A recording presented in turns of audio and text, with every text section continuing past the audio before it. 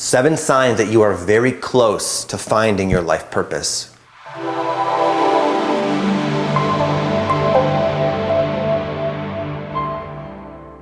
Number 1, the desire to move on, but you feel stuck somehow in your life situation.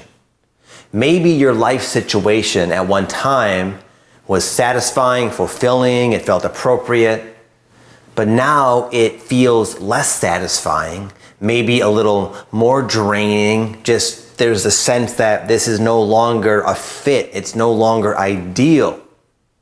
Maybe the thought of your situation never changing, ever, drives you insane.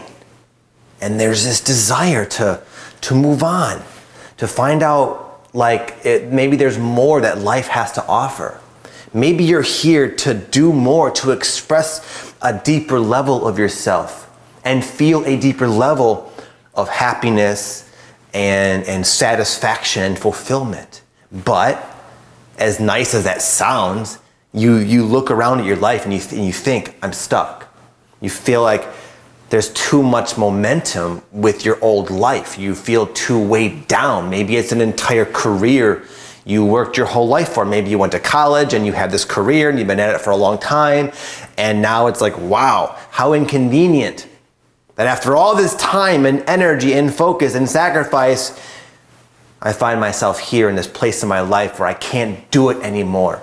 But I don't know even what I want to do. I don't know where to begin to change, but there's something inside telling me something in my life is off.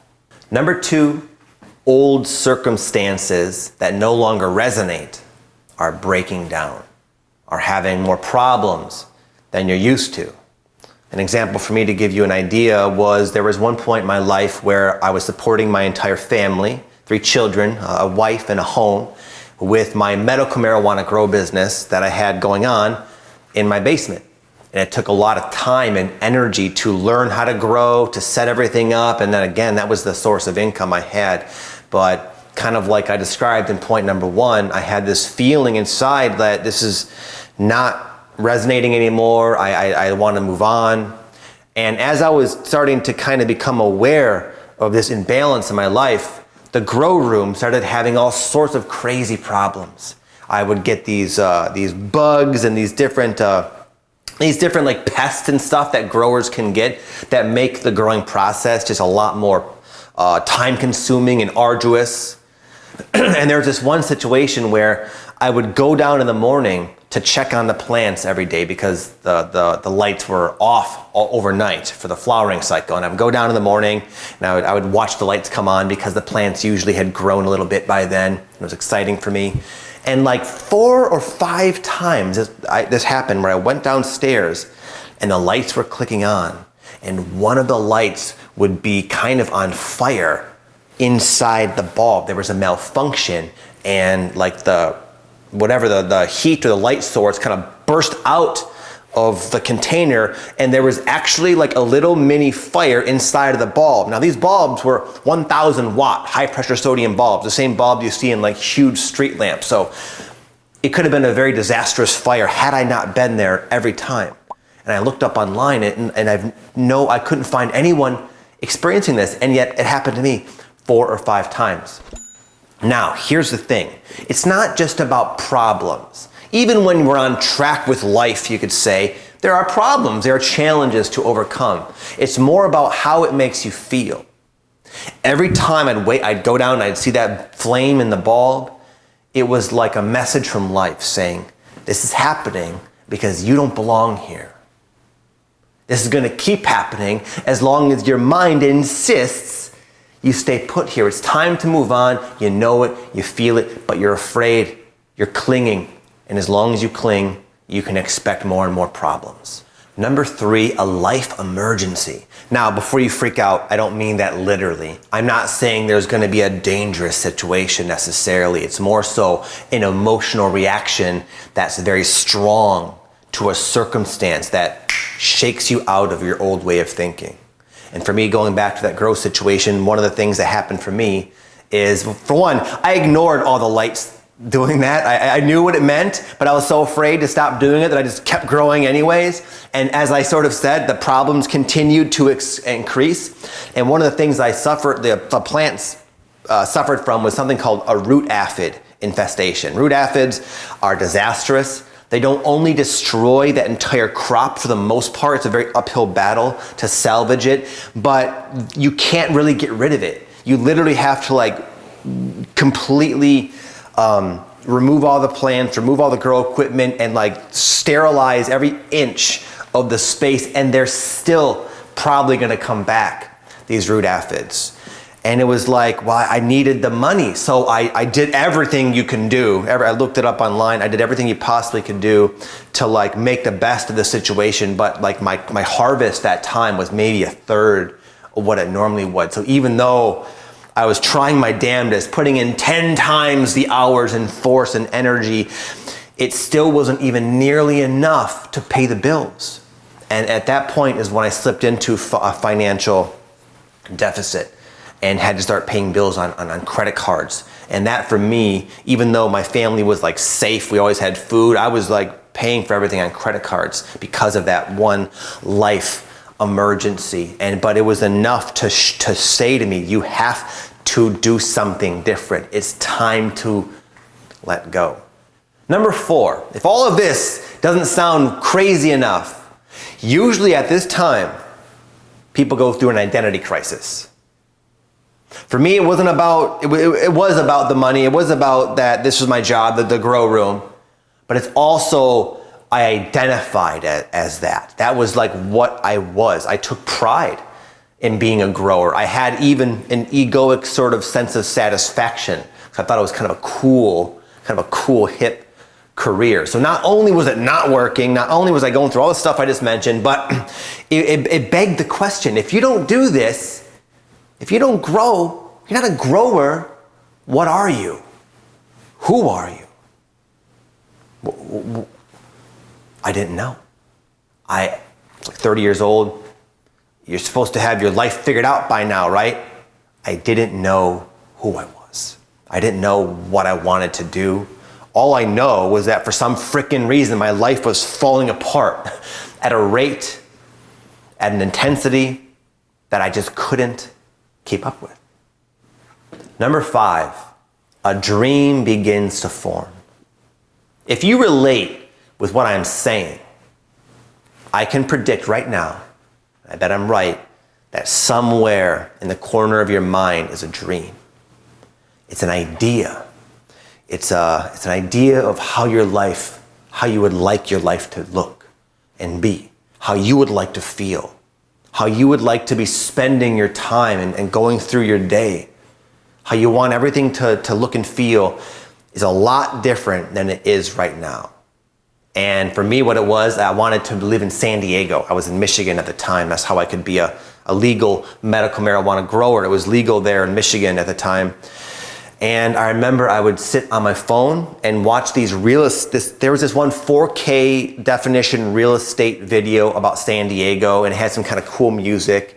And just a very well done real estate YouTube video that really highlighted the awesomeness of San Diego. And for some reason, I just was obsessed with San Diego. I loved the weather, the climate. I thought it'd be so cool to live in an environment where there's so much freedom to be who you want to be. Oh, the ocean, the dolphins, the weather, forget about it. I wanted to be there so bad. I thought, man, my family and myself, we could have like the most glorious life if we could somehow get to San Diego. But how? How are you going to do that? What's your plan? Look around your life, at your life. You're stuck. I was stuck. I didn't know how. I didn't know how it was going to happen. And if anything, I was very frustrated with the fact that I wanted to be out there so badly.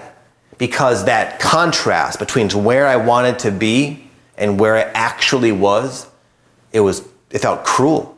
It felt like I would do better if I could just somehow muster up more gratitude for my present situation and stop wanting so strongly to be elsewhere.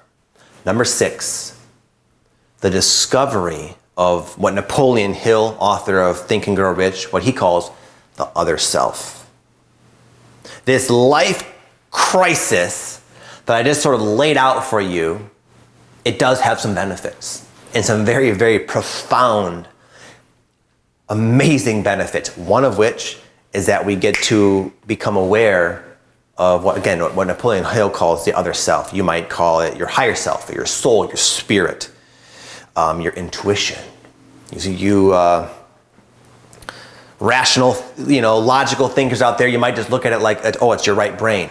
Whatever. It's a part of us that is intuitive. It's a part of us that has this internal compass of what to do. And it's a part of us that feels hunches, feels these intuitions of how to relate and what to do in our life. And in this circumstance that can become so impossible to deal with and impossible to mentally stay on top of, a lot of times people by default will kind of shift on. This other part of them will take over. This other self will take over. Very similar to people that go on the ketogenesis diet. Have you heard of that, the keto diet? The keto diet basically is when your body is starved of carbohydrates. Carbohydrates are your body's primary source of fuel. And without the fuel, there's an adaptation. And the adaptation is your body produces these ketones within itself, and they become the source of energy. Anyway, that's kind of what happens with this. You exhaust all your options. Even if you're like me and you've clung to this old situation you've wanted to move on from for some time, and you clung into the very bitter end, you might find yourself feeling completely hopeless, completely clueless about what can I do? How can I can't salvage this situation. I don't know how to move on to this dream. I feel completely stuck, full of doubt, full of fear. Don't worry. That is what can activate this other self. This other self, I found, gave me exactly what I needed to make the transition. 6 months after I was at the peak of misery of this predicament, 6 months later only, somehow I was in San Diego. Somehow I had found other ways to support my family. More so, I had more time, more freedom, and 1,000 times more happiness in my life. Every step that needed to be taken, I just knew when and how and what it was. I never was able to see the roadmap, but I was able to feel it. I was able to feel what the wisest, most logical thing to do in each and every moment. I was able to feel it because of this other self. It's just part of us that, I don't know how it works, that is somehow connected with life, you could say, that somehow has a way of guiding us through the unknown and elevating us from a circumstance we've probably grown out of. There's probably more within you, more to offer the world now. And now life is trying to bring you up to speed with your actual potential, and it does so through the guidance of this other self that I bet you already know what I'm talking about. Number 7, an unexplainable knowingness. Knowingness that it's all gonna work out. I know maybe you feel slightly better about watching this YouTube video because it lands with you, but when you look at your life situation, you look at the facts. You're stuck, hopeless. It's an impossible feat to manifest your dream life. And yet, in spite of that, somewhere deep within you is this part that knows with confidence, with unshakable confidence, that it's going to work out. And it's that confidence, that authentic faith that will cause you to take the leaps of faith that are being asked of you right now, at this time. It will cause you to do what needs to get done to shift your life into this alternate reality, basically, is how it felt for me. I felt like I shifted realities. It was so dramatic, the change, the improvement, so much more ideal.